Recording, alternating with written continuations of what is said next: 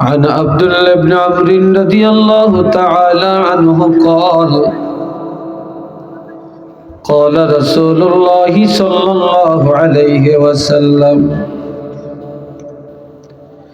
إن الله لا يقبض العلم انتزاعا ينتزعه من العباد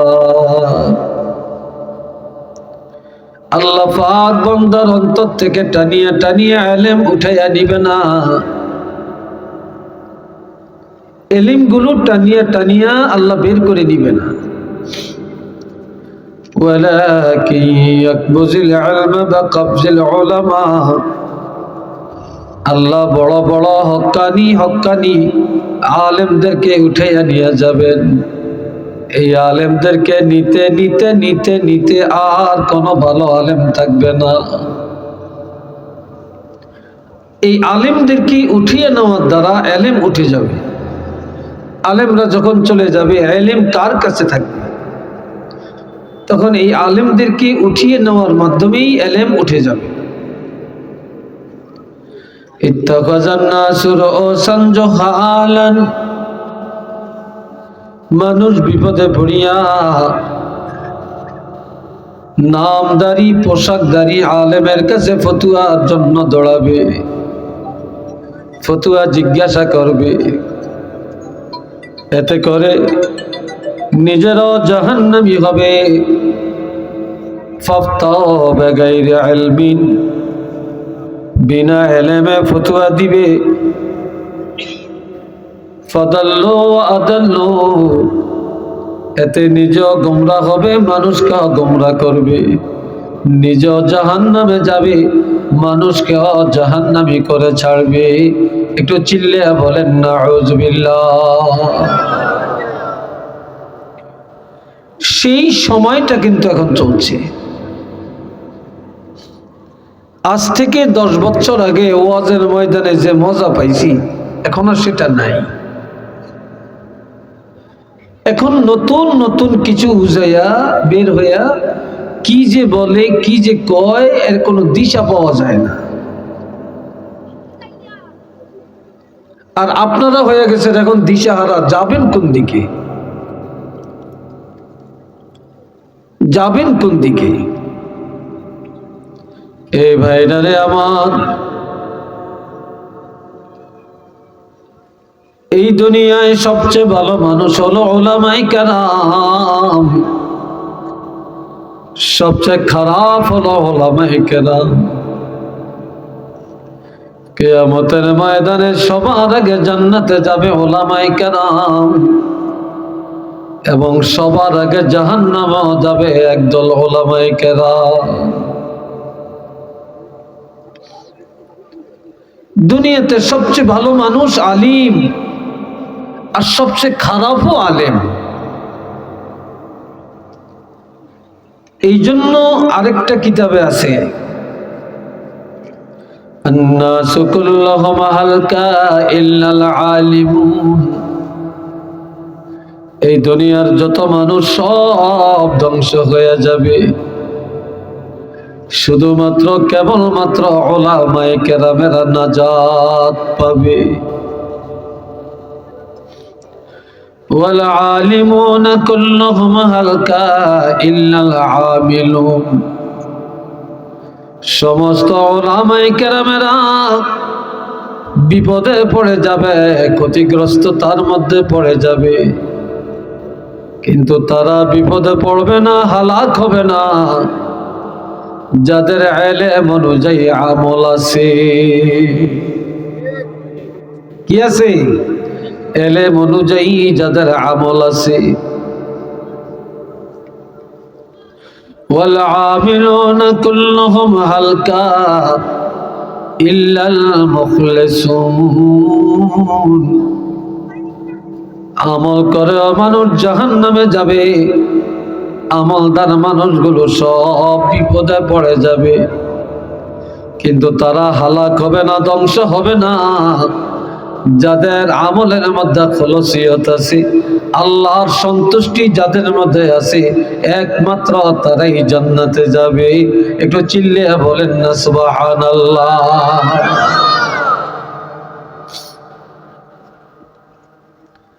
আবার এতটুকু কথা আপনাদের বুঝে আসছে কিনা বলেন? কথা বলেন না কেন? আসছে তো? এই ভাইরা আমার, এরপরে আমার আল্লাহ বলেন, আল্লাহ নবীকে পাঠাইয়া আমাদেরকে দয়া করেছেন, অনুগ্রহ করেছেন। এত দয়া এত অনুগ্রহ আর কাউকে করেন না। লাকাদ মান্নাল্লাহু আলাল মুমিনিনা ইয বা'আসা ফীহিম রাসূলা। অবশ্যই আল্লাহ মুমিনকে দয়া করেছেন, সাহায্য করেছেন, মুমিনের কাছে রাসূল পাঠাইছেন। তবে কোন জিন জাতি থেকে পাঠান না, ফেরেশতা থেকেও পাঠান না। মিন আনফুসিহিম, যত নবী আল্লাহ পাঠাইছেন সব মানুষের থেকে পাঠাইছে। তবে কোন নবীর সাথে তুলনা নাই, আর আমার নবীর সাথে তো মোটেই নেই। কি বলেন, আছে নাকি? আর নবীর সাথে তুলনা করা এটাও শিরক।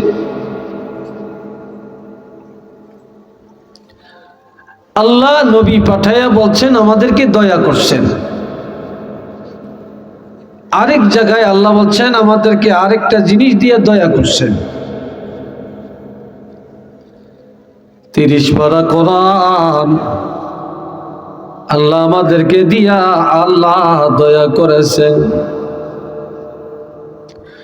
লাউ আনজালনা হাযাল কুরআন আলা জাবাল, আমার আল্লাহ বলেন এই 30 পারা কোরআন আমি আল্লাহ যদি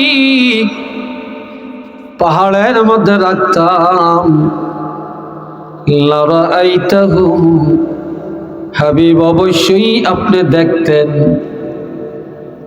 খাশিআম মুতাসাদ্দিআম মিন খাশিয়াতিল্লাহ, আল্লাহর ভয়ে এই কোরআনের ইজ্জতে পাহাড় শূন্য বিচূর্ণ রেজা রেজা টুকরা টুকরা হয়ে যেত। আমি আল্লাহ পাহাড়ে কোরআন রাখি না, সমুদ্রের মধ্যে রাখি না, গাছপালাকে দেই না, পশু পাখিকে দেই না। এই 30 পারা কোরআন আমার হাবিবের উপরে নাজিল করলাম। কোরআন নাজিল করিয়া সকল জাতির উপরে নবীর উম্মতের ইজ্জত আমি আল্লাহ বাড়াইয়া দিলাম। ওয়াতিলকাল আমসালু নাদরিবুহা লিন্নাস, এই দৃষ্টান্ত আমি আল্লাহ মানুষের কাছে এই জন্য উপস্থাপন করি, লাআল্লাহুম ইয়াতাফাক্কারুন, মানুষ যেন কোরআন নিয়ে চিন্তা করে, গবেষণা করে। আমি আল্লাহ আমার দেওয়া একটা চিঠি বান্দার কাছে পাঠালাম। এই চিঠির মধ্যে কি দিলাম, কি পাঠালাম, বান্দা যেন বারবার ঘুরাইয়া ফিরাইয়া এই কোরআনকে জানার চেষ্টা করে। একটু চিল্লিয়া বলেন না মারহাবা। এখন আমাদের প্রত্যেকটা ঘরে কোরআন আছে। কি বলেন, আছে কি নাই? প্রত্যেকে কোরআন জানে, কিন্তু আমল নাই, কদর নাই।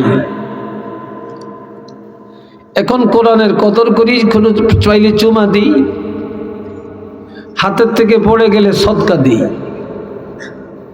এতটুকু সম্মান আছে। এই জন্য রাসূল বলছেন, قال رسول الله صلى الله عليه وسلم لا تجعلوا بيوتكم مقابر। ও দুনিয়ার ইমানদার মুসলমানেরা, তোমাদের ঘরগুলা কবর বানাইও না রে, ঘরের কবর বানাইও না। এখন ঘর আর কবর এক জিনিস না। নবী বলেছেন ঘরের কবর বানাইও না, কারণ কবরের মধ্যে তেলাওয়াত নাই, কবরের মধ্যে কোরআন নাই, কবরের মধ্যে জিকির নাই, কোনো ইবাদত নাই। যেই ঘরে ইবাদত নাই, কোরআন তেলাওয়াত নাই, কোরআনের আমল নাই, এটা কবর। কাজেই তোমাদের ঘরগুলা কবর বানাইও না। ইন্নাশ শাইতানা ইয়ানফিরু মিনাল বাইতিল্লাযী তাকরাউ ফীহিল কুরআন, যে ঘরে প্রতিদিন কোরআন তেলাওয়াত করা হবে, শয়তান সেখান থেকে দূর হয়ে যাবে, আযাব গজব বালা মুসিবত দূর হয়ে যাবে। ওই ঘর আল্লাহর রহমত আর বরকতের দ্বারা পূর্ণ হয়ে যাবে। আরো আস্তে কর। আমি একটু এক গতিতে কথা বলি, আপনারা কি একটু চিল্লিয়ে বললে, জোরে বললে সমস্যা আছে? জোরে বলেন আছে? আল্লাহ খুশি হবে না? শক্তি তো আল্লাহর দেওয়া শক্তি, কার জন্য রাখবো শক্তি?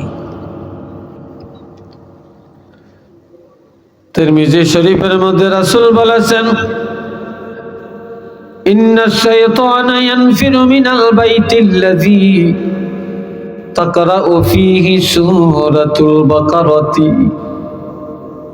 যে ঘরে প্রতিদিন সূরা বাকারা শরীফ তেলাওয়াত করা হবে, ওই ঘরের থেকে শয়তান দূর হয়ে যাবে। শুধু তাই না, যে ঘরে প্রতিদিন সূরা বাকারা শরীফ তেলাওয়াত করা হয়, ওই ঘরের মানুষ কোনো দিন অভাবে পড়বে না, এবং অভাবে পড়িয়া কারো দরজায় গিয়া কোনোদিন ভিক্ষার হাত পাততে হবে না। একটু চিল্লে বলেন সুবহানাল্লাহ।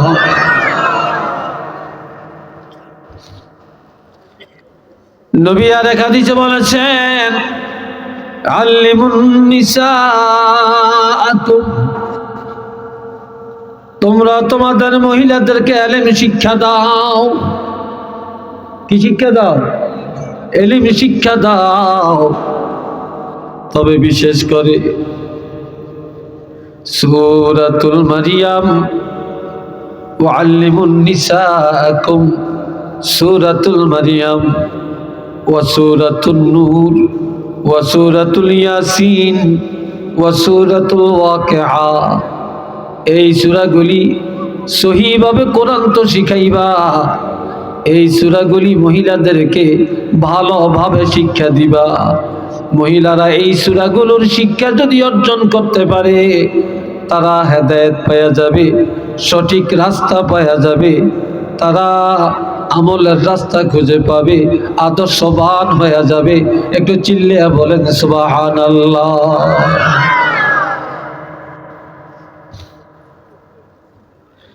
রে বন্ধুরা আমার,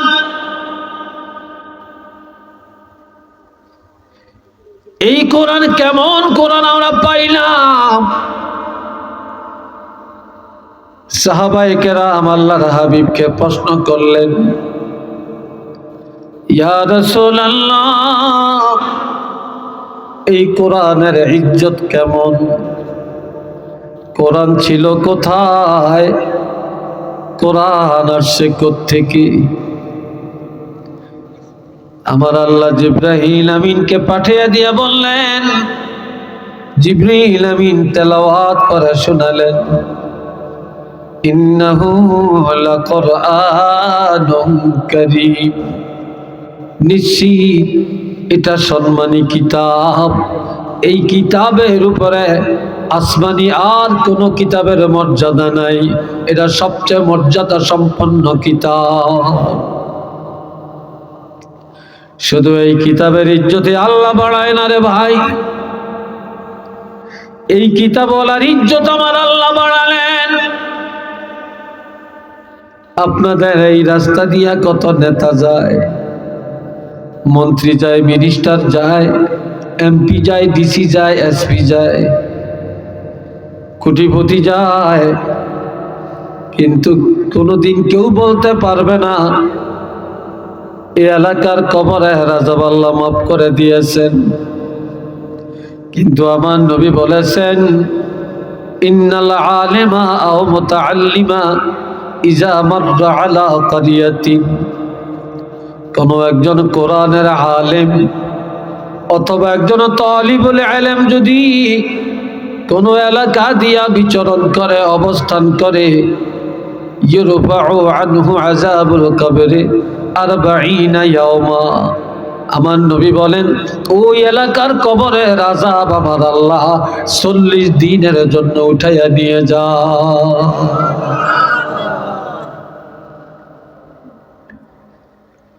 এটা কি ব্যক্তির কারণে না কোরআনের বরকতে? জোরে বলেন। কত দাম, কত সম্মান। এই বাবাজিরা রে আমার, শুধু এটাই না, দুনিয়াতে দামি মানুষের অভাব নাই। একজন ডাক্তারের অনেক দাম, ইঞ্জিনিয়ারের অনেক দাম, শিল্পপতির অনেক দাম।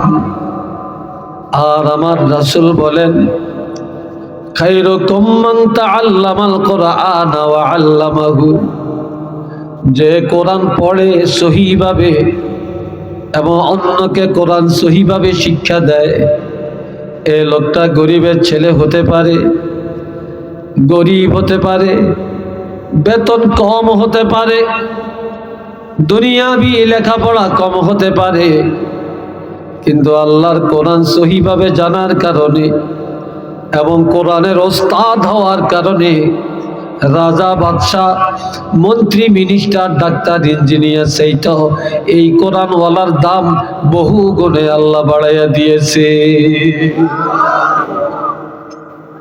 সবাই বলেন ভাই মারহাবা, আরেকটু জোরে বলেন আলহামদুলিল্লাহ। এই কিতাব ছিল কোথায়? ফি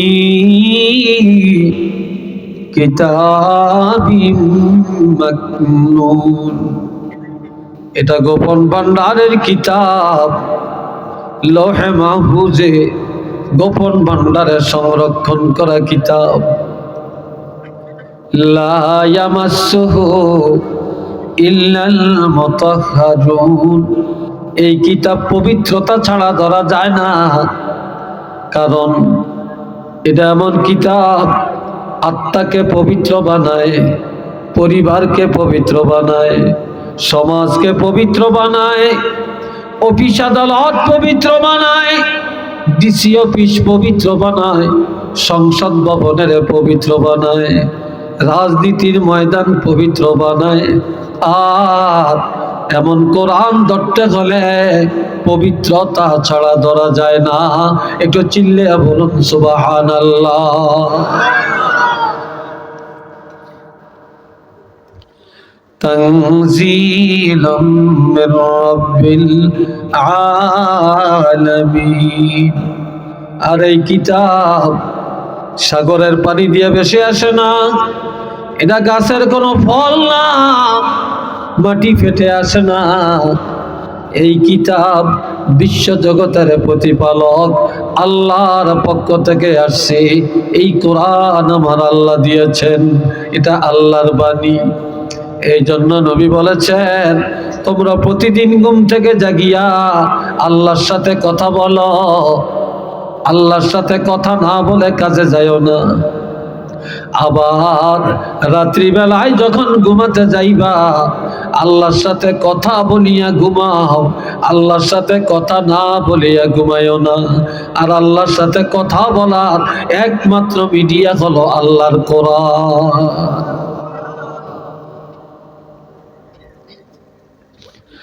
এ ভাইরা রে আমার, শুধু এখানেই শেষ নয়। হযরত ইব্রাহিম খলিলুল্লাহ বাইতুল্লাহ বানায়া বাইতুল্লাহর সামনে লম্বা চূড়া একটা দোয়া করলেন।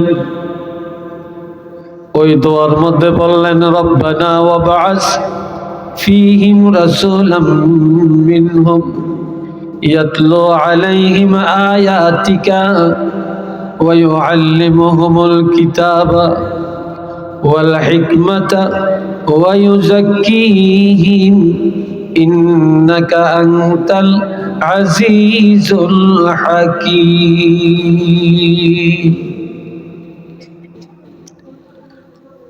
ইব্রাহিম নবী আল্লাহর কাছে মোনাজাত দিয়ে বলেন, আল্লাহ, এই বাচ্চাটি হাঁটে কেন এখানে? এই তো হাঁটাহাঁটি কেন তোমাদের?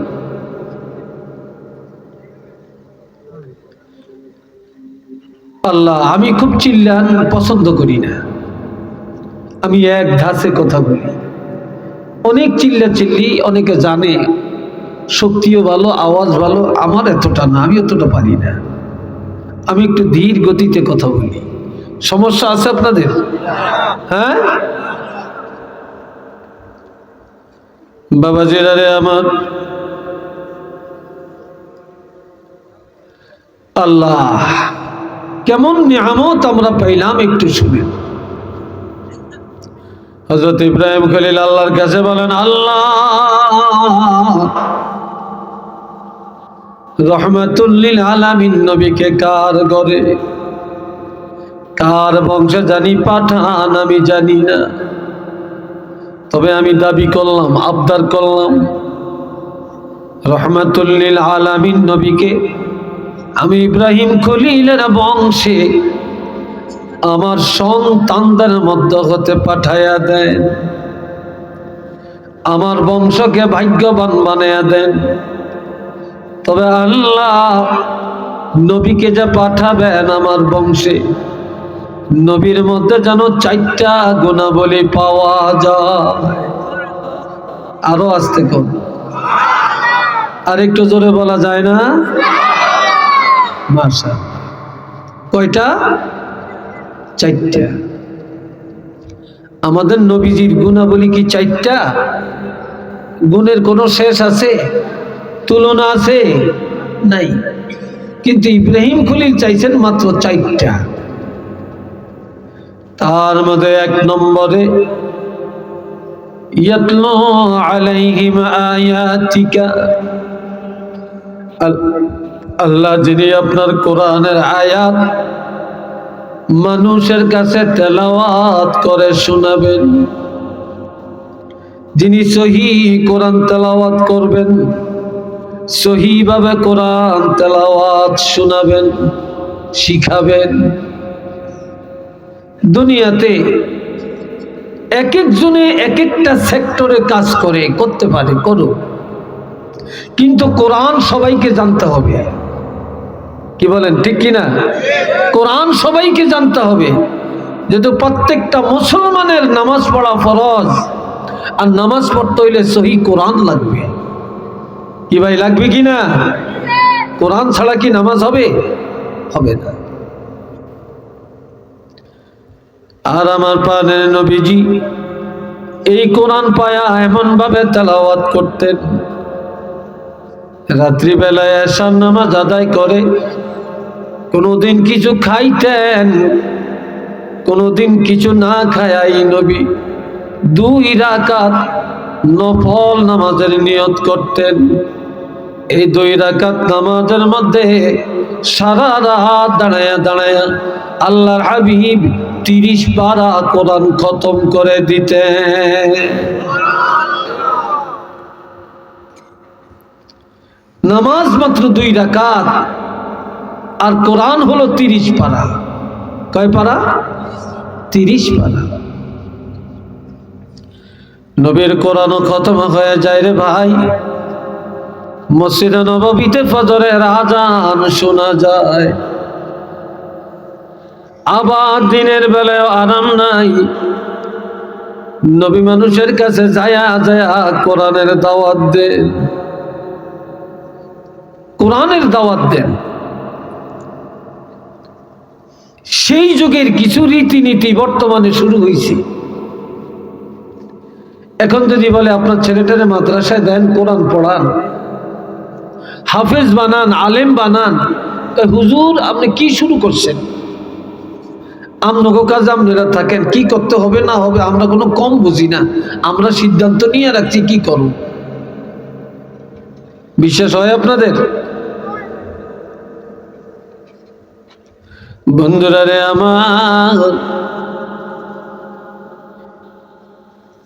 আমার প্রাণের নবীজি রাত্রি বেলায় কোরআন পড়ে, দিনের বেলায় যায় যায় দাওয়াত দেয়। তবে একটা মহিলা যায় বেজাল লাগায়।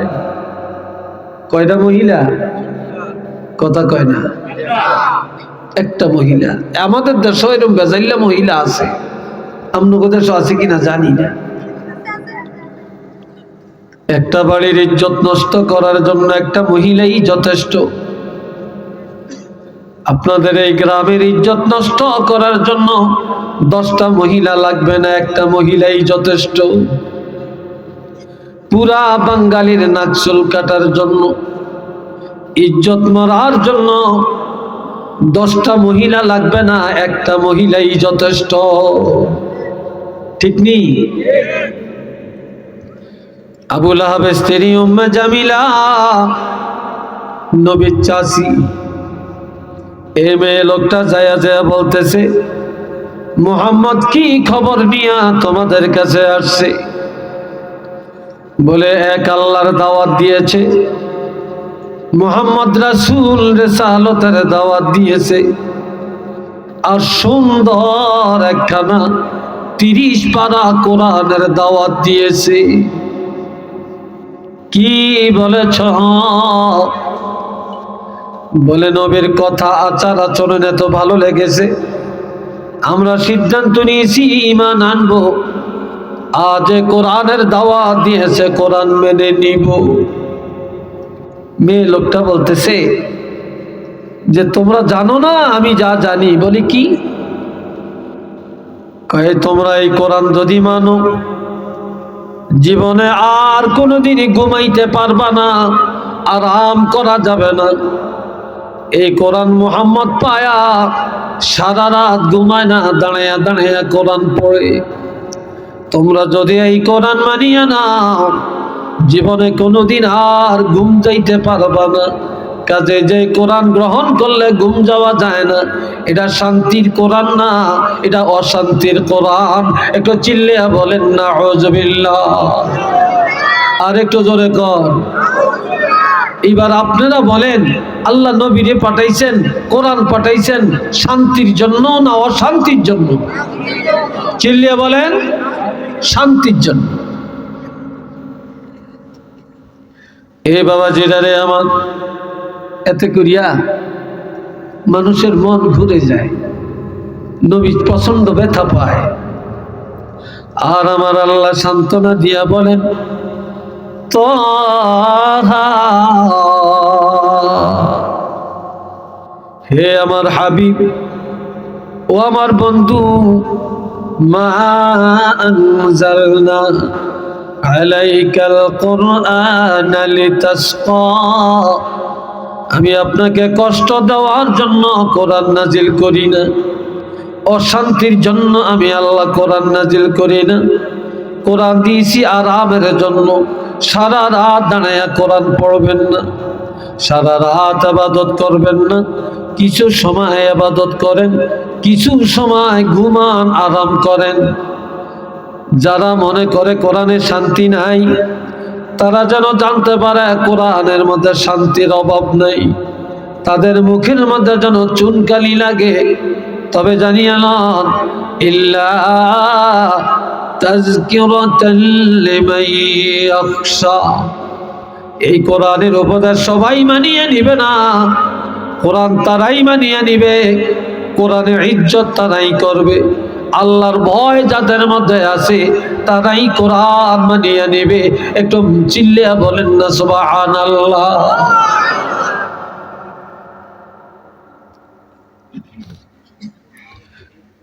আর একে আমার আল্লাহ বলেন, আজকাল আমরা স্টেজে বসে, কত চমৎকার চেয়ারে বসে কথা বলি, কত ডিজিটাল মাইক সামনে রেখে কথা বলি, কত চমৎকার প্যান্ডেলে বসেন আপনারা। আমরা কেউই ডাকি না, কর্তৃপক্ষ ডাকে, পোস্টার করে, ব্যানার করে, দাওয়াত দেয়, কালেকশন করে, আয়োজন করে, আর আমগরে দাওয়াত দিয়ে আনে। আমরা থুবির মধ্যে আইসা, জনসমাজ আইসা কথা বলে চলে যাই, আর যাওয়ার সময় সবাই বাহা বাহা দেয়, ঠিক না? কিন্তু আমার নবী কোনোদিন এই চেয়ারে বসে কোরআনের দাওয়াত দিতে পারে না রে ভাই। নবীজি এত ডিজিটাল মাইক সামনে নিয়ে কথা বলতে পারেন না। এত চমৎকার প্যান্ডেলের ভিতরে জনসমুদ্রে নবী দাওয়াত দিতে পারেন না। নবীজি কোরআন পায়া ইহুদির বাড়িতে যায়, নাসারার বাড়িতে যায়, কাফেরের বাড়িতে যায়, রাস্তায় যাকে পায় তার কাছেই এক আল্লাহর দাওয়াত দেয়, আর এই সুন্দর কোরআনের দাওয়াত পুষাইয়া দেয়। এতে করে কেউ বলে পাগল, কেউ মারে পাথর, কেউ বলে মিথ্যাবাদী, কেউ বলে ধোঁকাবাজ। আবার নবী যখন দাওয়াত দিয়ে এসে নামাজে দাঁড়াইয়া যায় রে ভাই, কাফেররা পিছন দিক থেকে আসিয়া নবীর গলায় রশি লাগায়া, গামছা লাগায়া চিৎ করে মক্কার জমিনে পালায়া দেয়। নবীজি আসরের নামাজ আদায় করলেন।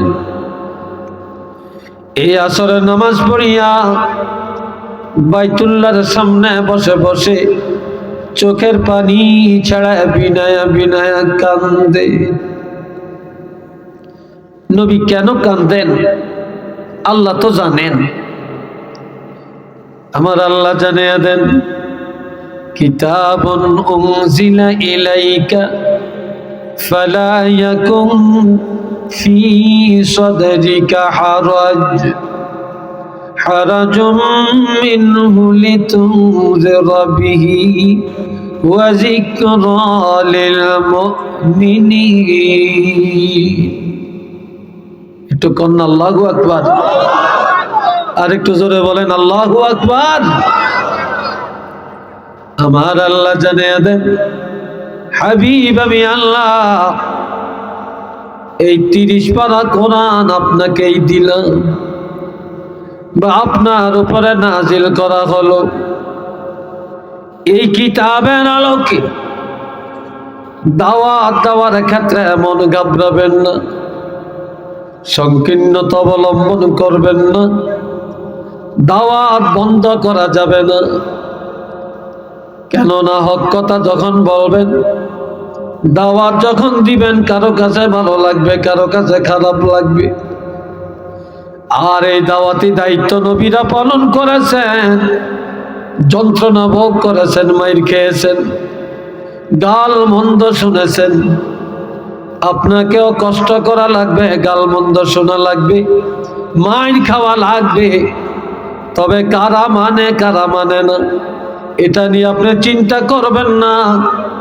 আপনি লিতুনজিরা বিহি এই কিতাবের আলোকে ভয় দেখাতে থাকেন, দাওয়াত দিতে থাকেন। তবে হেদায়েতের মালিক আমি আল্লাহ, কাউকে বানাই না। আপনার দায়িত্ব হলো দাওয়াত পৌঁছায়া দেওয়া, আর হেদায়েতের মালিক একমাত্র আমি আল্লাহ। একটু চিল্লে বলেন না মারহাবা, আরেকবার বলেন আল্লাহু আকবার। হেদায়েতের মালিক কে? জোরে বলেন কে? তবে ওয়া যিকরা লিল মুমিনিন, এই কিতাবের উপদেশগুলি সব ইমানদারের জন্য আমি আল্লাহ সাজিয়ে রেখেছি। মুমিনের জন্য নামাজের উপদেশ, হজের উপদেশ, জাকাতের উপদেশ, পর্দার উপদেশ, হালালের উপদেশ, হারাম থেকে বাঁচার উপদেশ, ইলমি দ্বীনের মর্তবা সম্পর্কে উপদেশ, আলেমের উপদেশ, বিবাহের উপদেশ, তালাকের উপদেশ। এইভাবে আমি আল্লাহ একটা একটা করিয়া যত উপদেশগুলো আছে এগুলা ঈমানদারের জন্য কোরআনে সাজিয়ে দিলাম। একটু চিল্লিয়া বলেন সুবহানাল্লাহ।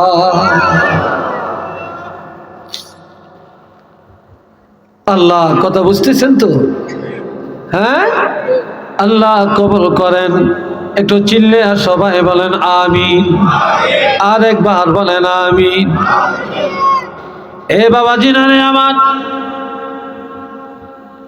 এই দুনিয়ায়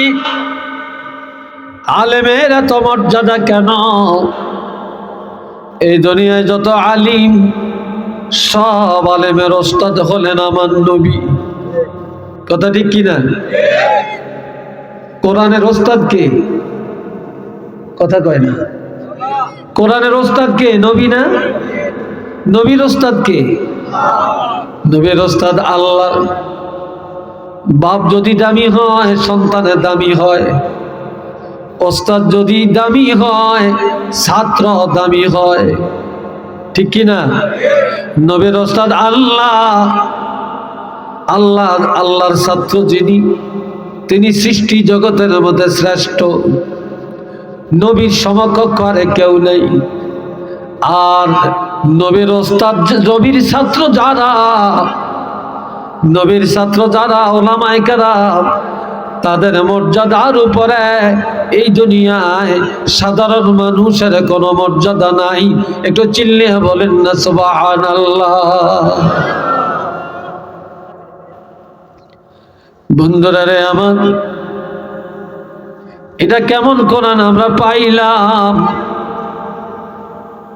আল্লাহ ইন্না নাহনু নাযালনা যিকরা ওয়া ইন্না লাহু লাহাফিজুন। আমার দিকে চান, আপনারা একটু অন্যদিকে মোড়ামুড়ি করতেছেন। আমি তো সবার দিকে তাকাচ্ছি, আপনারা আমার দিকে তাকাবেন। আর আমার দিকে চাইলে যদি ঘৃণা লাগে, তাহলে স্টেজে কত সুন্দর মানুষ, এদের দিকে যাবেন নাকি? বাবাজিরা রে, ইবতিদাই ইসলামে জাহিলি যুগে একটা মহিলা বস্তির ভিতরে বসে বসে কোরআন তেলাওয়াত করে। আগুন লেগে গেছে, বস্তি পোড়া যে ছাই হইয়া যায়, মানুষ আত্মরক্ষা করে বের হইয়া যায়। কিন্তু মেয়ে লোকটা যেই ঘরে বসে বসে কোরআন পড়েন, ওই ঘরে আগুন লেগে যায়, মহিলা বের হয় না। ঘরটা পুরা ছাই হয়ে গেছে। মানুষ এখনো ভাবতেছেন এই মহিলার নাই, হাড্ডিগুলিও পাওয়া যাবে না। আস্তে আস্তে যখন আগুন নিভে যায়, মানুষ অভিযান চালায় তার হাড্ডি তালাশ করার জন্যে।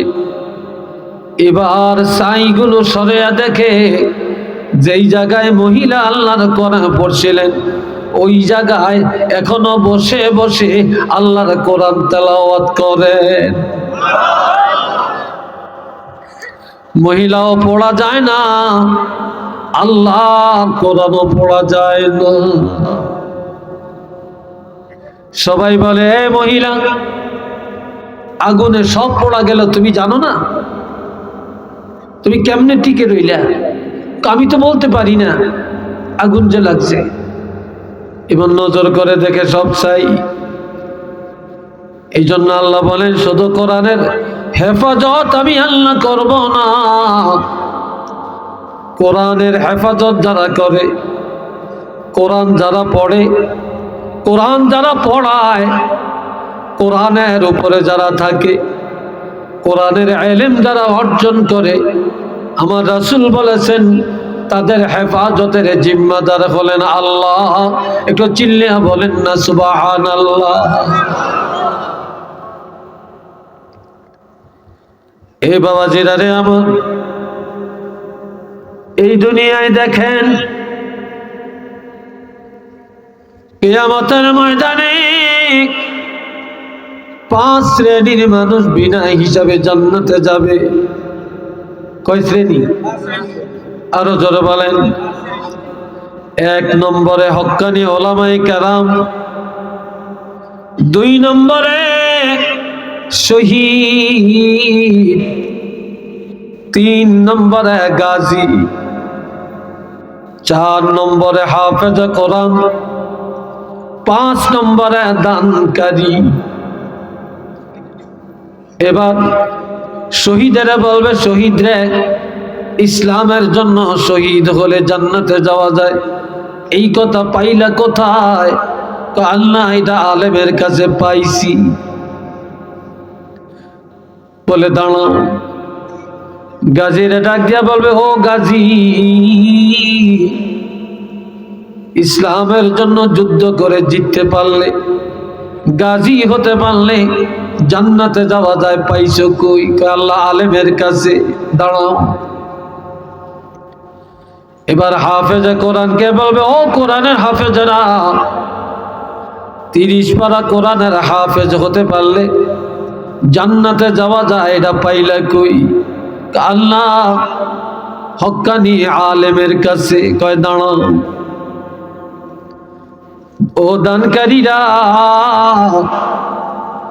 কোরআনের খেদমতে দান করলে, মসজিদ মাদ্রাসায় এতিম মিসকিনের দান করলে জান্নাতে যাওয়া যায়, এটা পাইলা কই? আল্লাহ আলেমের কাছে। এবার আল্লাহ আলেমকে ডাক দিয়া বলবে, ও আলেমেরা, তোমরা আগে আগে জান্নাতে যাও, তোমরা হইলা ইনজিল, তোমরা ইনজিল আগে জান্নাতে যাইবা, আর তোমাদের পিছে পিছে বাকি 4 গ্রুপ দলে দলে জান্নাতে চলে যাবে। একটু চিল্লিয়া বলেন আলহামদুলিল্লাহ। আরেকবার বলেন মারহাবা, আরেকবার বলেন মাশাআল্লাহ।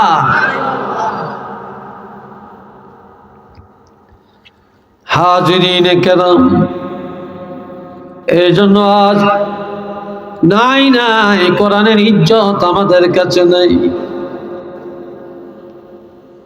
মক্কা শরীফ 1 রাকাত নামাজ পড়লে 1,00,000 রাকাতের সওয়াব। ঠিক নেই? কেন? নবীর আগমন মক্কায়, আর সর্বপ্রথম মক্কা শরীফ আল্লাহ কোরআন নাজিল করেন।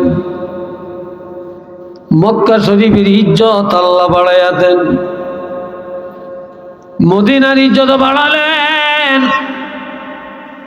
এই মদিনা মুনাফফারা রাসূল হিজরত করে গেলেন,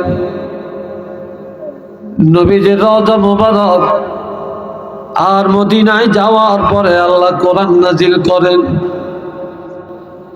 যার কারণে আল্লাহ আরশে আজিমের কিবলা বানাইলেন, জমিনের কিবলা বানাইলেন, বেহেশতের কিবলা বানাইলেন, বাইতুল্লাহর কিবলা মদিনা বানাইয়া দিলেন।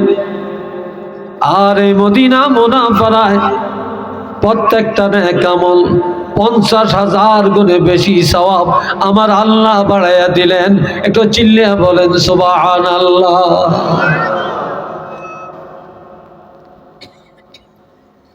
মক্কা শরীফ একটা পাহাড়, যে পাহাড়টার নাম হলো গারে হেরা। কি নাম? গারে হেরা। ওই পাহাড়ের মধ্যে নবী মুরাকাবা করতেন। আজকাল মহিলারা স্বামী মানে না, স্বামীর খেদমত করতে চায় না।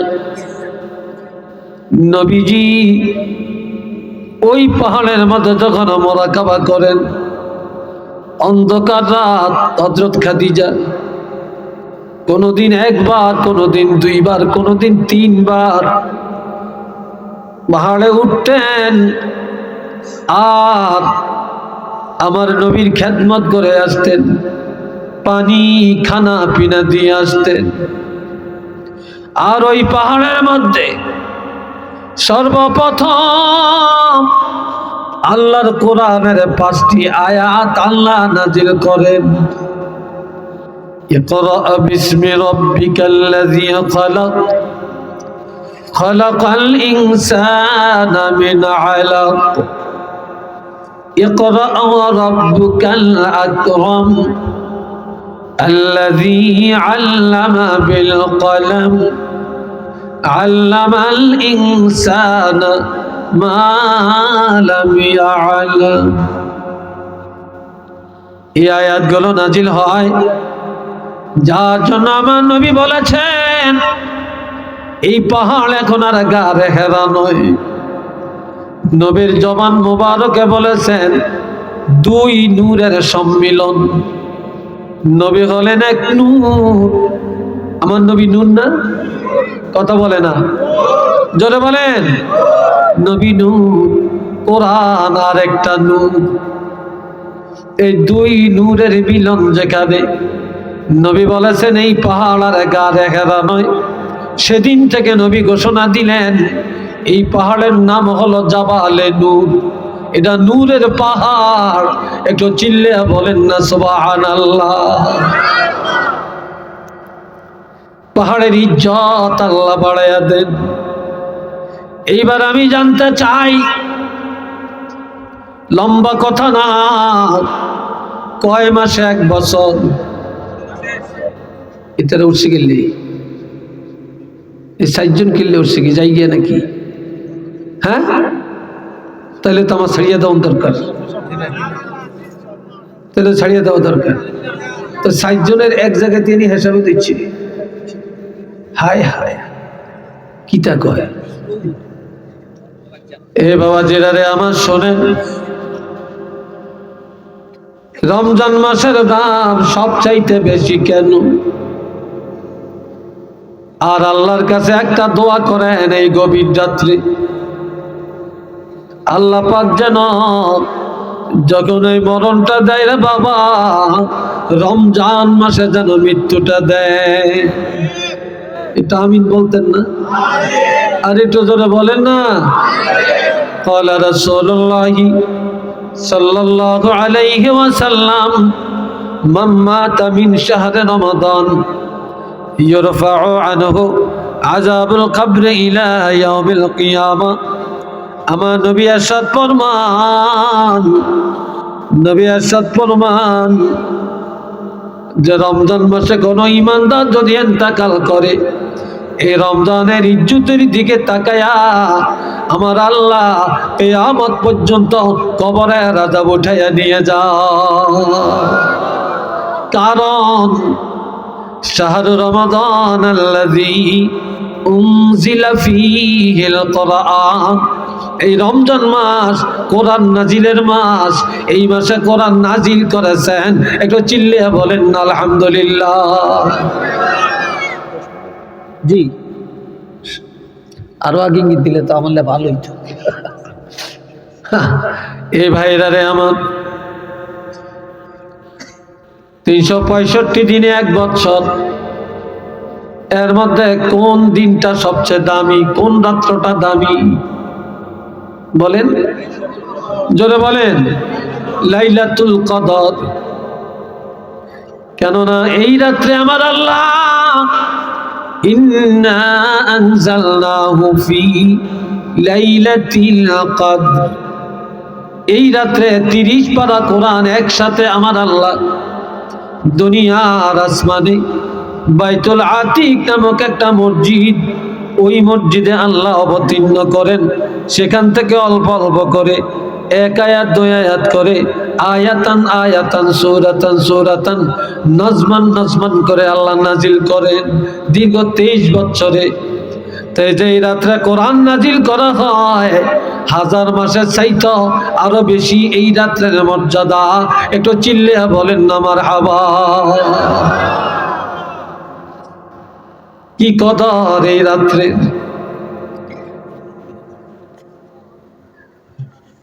এখনই চাইলে